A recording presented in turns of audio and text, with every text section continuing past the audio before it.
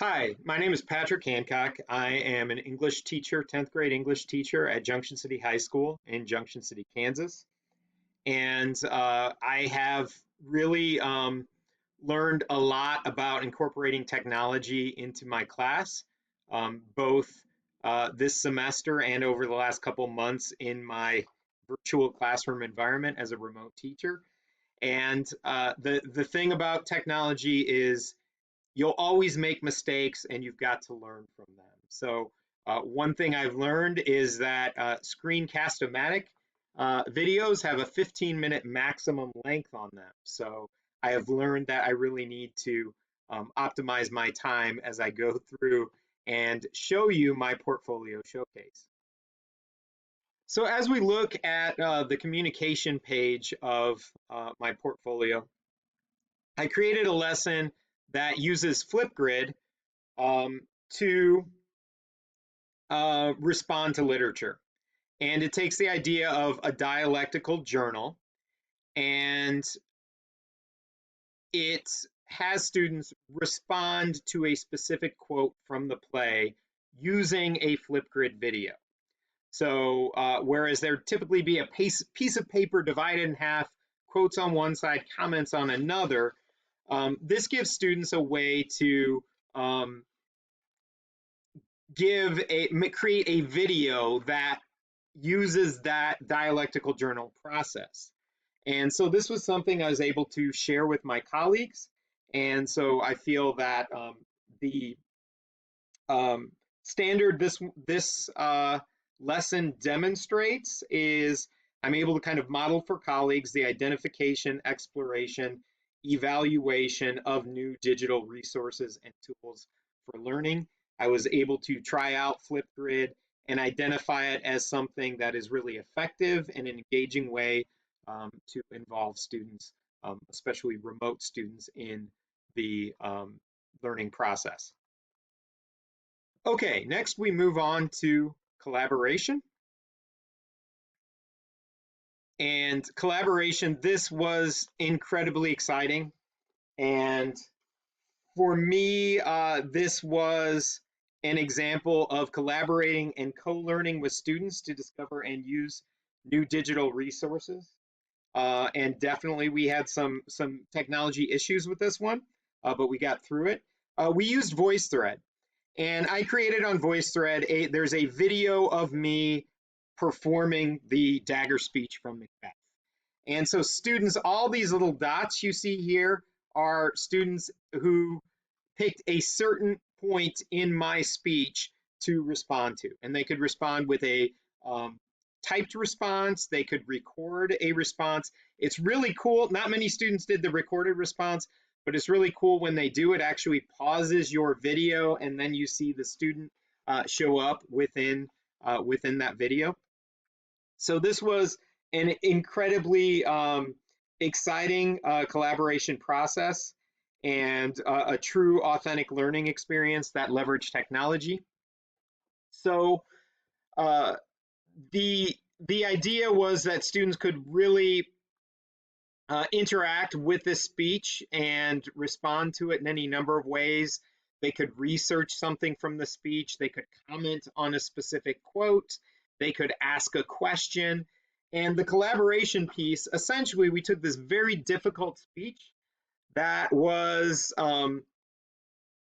challenging, to say the least, and the students were able to um, collaborate and collectively make meaning out of this. And the students were able to go back and look at all those comments, not only from their class, but across classes, and the depth of knowledge we were able to collectively achieve when it came to that speech was truly impressive. And it's something that individually we could not do on our own. And it was only through this piece of technology that we're able to put everyone's ideas all in one place, get all these responses to different parts of the speech, and annotate. And you can even see the specific moment in the speech that students are responding to. So it was a great way to collaborate. All right, next we move on to critical thinking.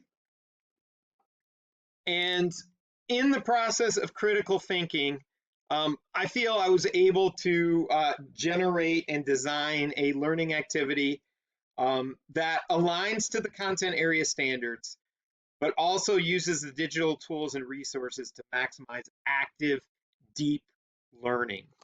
This is a project where project-based learning, where students um, answer the question, how would we stage Macbeth in a way that is historically accurate to the theater of Shakespeare's time? What would an original 1606 Globe Theater performance of Macbeth what would that look like? And so students have to research all kinds of things, and they focus on different areas, and then they bring that knowledge together, and communicate with each other. And this is an example of using collaborative tools to really expand the students' real world learning experiences. They watch videos from experts on Shakespeare and the theater of their time. There's a Harvard professor named Stephen Greenblatt. They watch this series of videos on their specific topic, and they learn what it would have been like. They read source material, they read biographical material, and then they really put that together, and they have to get feedback from each other. And let's say there's the costumes and cosmetics team is meeting with the stagecraft team, and the stagecraft team says, well, that wouldn't work, and here's why. Or the costume and cosmetic team says, hey, in our research, that wasn't historically accurate. It wouldn't have been that way. And so students have to go back and make all these adjustments. And so this depth of the learning process and the ability to revise their ideas was something I'm really excited about using and trying out in my classroom. Okay, and we move on to creativity as we see this image of Lady Macbeth sleepwalking. And that is exactly what I don't want my students to do in my class. I want them to be excited. And as an English teacher, honestly, one of the things that for me is hardest to get excited about is vocabulary instruction. And so in this process, taking something that is not exciting but making it creative is a great way to really get into that depth of instruction. And this is a way to take a instructional design principle and create an innovative digital learning environment. So we start with the idea of a word. And I was inspired by a TED Ed series that is called Mysteries of Vernacular, where they take odd and interesting words and they go into the history of that word, what it means, how it's used in different parts of speech. And so the students are creating their own story of a word, but this is a word from Macbeth.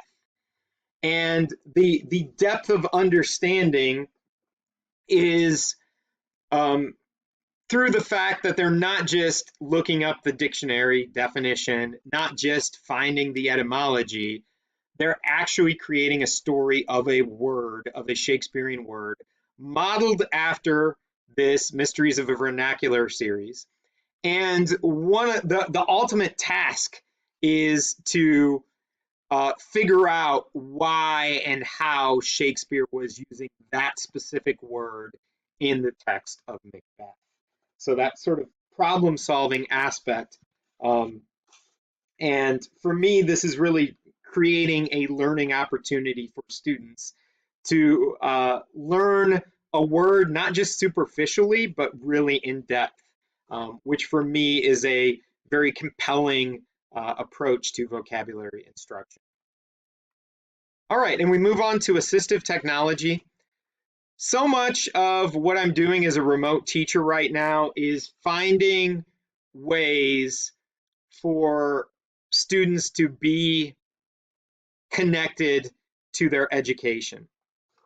And when it comes to Macbeth, I have to find a way for them to be to specific text. In the classroom, I can assign parts, I can perform a myself, I can make it really fun and exciting, and just my enthusiasm just comes through. What I found was reading the text together in a virtual environment is not great, to say the least. So I decided we would focus on analyzing individual speeches, and as our main text of the play, we would use um, a video version, a Globe Theater performance of Macbeth. And it's really important to me that students are still seeing the words. And so, as a form of assistive technology, I created a video about using YouTube subtitles. And so, this allows students to see the text as they watch the play. So in a sense, they get to, as I tell the students, we are reading the movie. We are reading the movie. And it's important to me that we not only do this, I can obviously turn the subtitles on if we're watching part of the movie, but when students view this on their own, I want to make sure they are still reading the movie. So I need to show them how to use those subtitles and the kind of the way to make them noticeable on the screen. You don't want to just sort of say, oh, those are hard to see. I'm not going to follow the words. I'm just gonna listen.